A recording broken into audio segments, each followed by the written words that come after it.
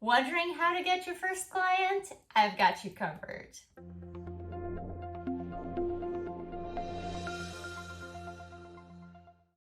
Hey everyone, my name is Sylvia and welcome to my channel. In today's video, we're going to be talking about how you can get your first client either on Upwork or anywhere else. Honestly, these tips can be applied to freelancing in general, but for the sake of today's video, I'm going to be talking a little bit more about Upwork because that's where my experience lies. That's where I've been freelancing, if you didn't know, for the past 8 years. So I may mention some things about Upwork, but feel free to take these tips and apply them to your freelancing website, social media profiles, or anything like that. Now, I wanted to make a little disclaimer before we get on to the actual video and say that yes, it is possible to make money on Upwork. It's possible to find clients on Upwork and make a fair enough wage. I currently make a full-time wage on Upwork alone. Yeah, I mean, as long as you play your cards right, you'll be able to do the same for yourself. Now, another disclaimer is that unfortunately, it's not an overnight success. It's not something that happens like this without any effort, like without any time invested onto it. So just keep that in mind. Please make sure to do your part before you expect Upwork to just give you any clients just for the sake of being there. So yeah, with that being said, let's get on with the actual tips because I know that's what you guys are here for. So the first thing you should do if you're looking to start any business in general, not just freelancing, is to do your market research. You really want to know your ideal client to the T, like as if they were you, as if they were your best friend. You want to know what their struggles are, what their business is all about, all the terminology, the keywords they use, anything like that. The more you can get to know about your ideal client, the best.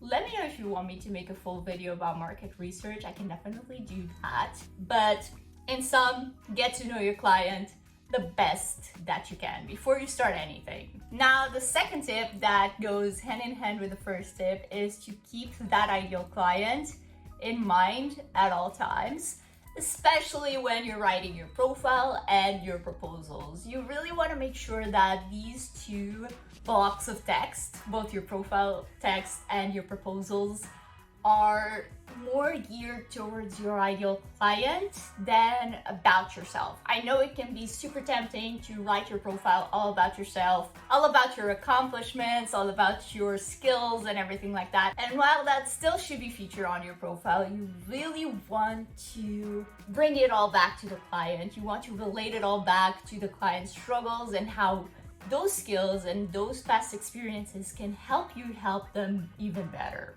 So rather than just saying, oh, I have a degree in, for example, in my case, in multimedia arts, you can tie that in to the service that you offer to your clients. So for example, if I were to say in my profile, which I don't, that I have a degree in multimedia arts, I would relate it to my capability of creating social graphics and video editing and everything like that. Now, the third tip I have for you is to get a beta client. This can be someone you know, friends or family. It can be a complete stranger out of Facebook or even Upwork. And it can be a project that you do for free or for a discounted rate. So just make sure you let them know, hey, I'm going to be managing your social media for free or for X rate for the first month or the first 3 months. I wouldn't go any longer than that. But in order for that beta client relationship to be worth your time, you really want to make sure you get at least a testimonial out of it, preferably a portfolio piece or 2 or 3 or however many you can get,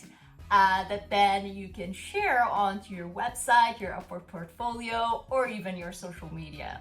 And last but not least, I kind of touched on this on my last Upwork video, but you want to make sure that you're seeking the right clients. Remind yourself of step 1 when you got to know your ideal client to a T through market research, and really try to find them, whether it is on Upwork search, Facebook groups, whatever you're using to find your clients. And really make sure you give them enough time, that you put in the right effort into each client and each proposal, because you really don't want to come across as spammy. You definitely don't want to copy and paste your proposals and send mass proposals each day, like 20 or something. I usually advise to 1 to 5 proposals each day. I think that should be the maximum, but really make sure you do fewer but awesome proposals that will get you noticed by your ideal client. So yeah, that was it for today's video. I really hope you guys enjoyed it and that you learned something that you can now go ahead and apply to your freelance business. Let me know in the comments if you have any questions or any requests for future videos. I would love to help you out and teach you a little bit more about freelancing and social media in general. And of course, if you like this video, don't forget to leave me a like and subscribe down below so you don't miss out on my next one. I post every single Friday and I'll talk to you guys next week. Bye!